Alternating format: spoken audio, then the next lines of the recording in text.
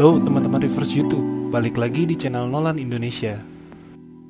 Minggu kemarin gue shock berat nih ngeliat akuarium gue berkabut kayak gini. Setelah gue browsing dan bertanya-tanya ke grup untuk mencari tahu penyebabnya, akhirnya gue nemuin beberapa jawaban dari apa yang gue alamin sekarang. Berikut gue share beberapa poin yang berhasil gue rangkum apabila terjadi kabut mendadak di tank akuarium kita.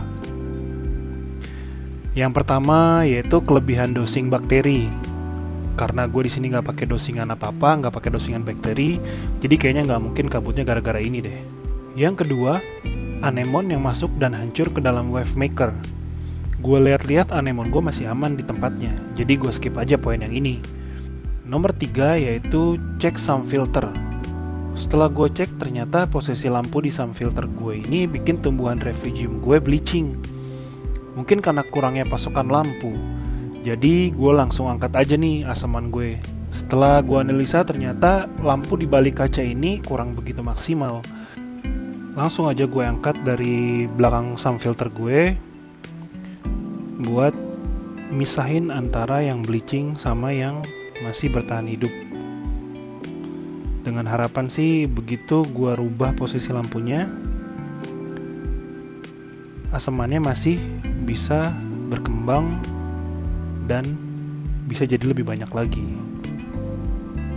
Jadi lampunya sekarang gue pindahin ke atas supaya bisa langsung masuk ke dalam tank tanpa perantara. Dan kayaknya so far so good sih. Sisa dari tanaman yang bleaching kemarin masih kelihatan seger sampai sekarang.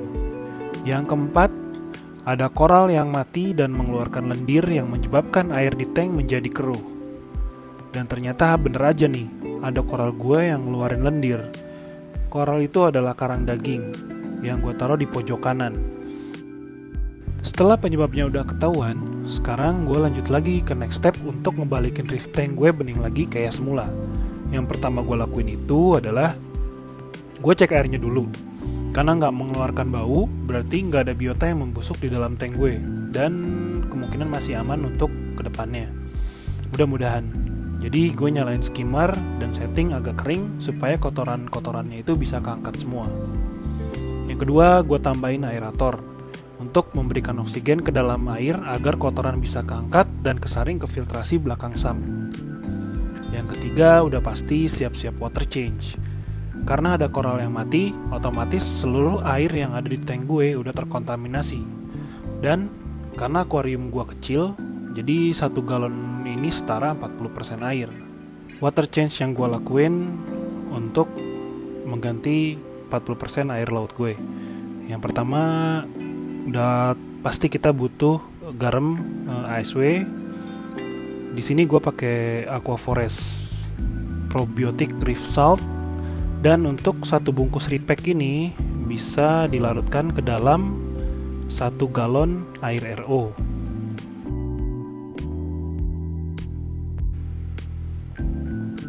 Yang kedua, sini ada yang buat ngaduk. Yang ketiga ada bak buat campur antara air dan garamnya. Lalu ada selang. Di sini selangnya gue modifikasi sedikit supaya gampang nyedot kotorannya ya. Lalu yang terakhir udah pasti air RO-nya sendiri. Di sini gue pakai Amidis. Dan kira-kira beginilah proses water change yang gue lakukan.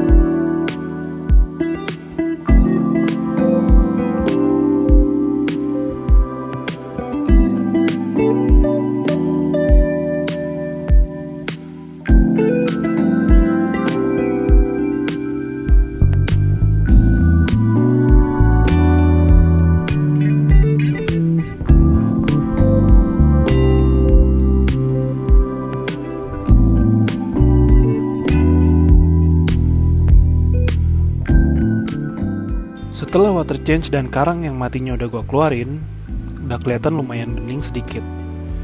Dan ini hasil dari kurang lebih 1 malam gue diemin.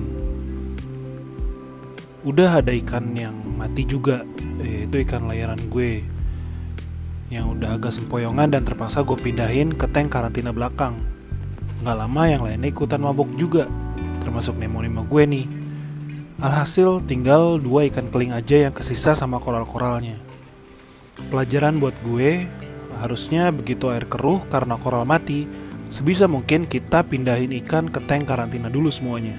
Karena kalau didiemin, lendir koral itu udah menyebar ke air dan ternyata sangat berbahaya buat biota khususnya ikan. Sedih sih banyak biota yang mati, tapi dengan kejadian ini gue bisa ambil pelajaran supaya kedepannya bisa menjadi rivers yang lebih baik. Oke deh, cukup sampai di sini dulu episodenya. Mohon di subscribe, like, dan komen apabila video ini membantu. Video ini tidak disponsori oleh pihak manapun. Terima kasih dan have a living guys. Bye.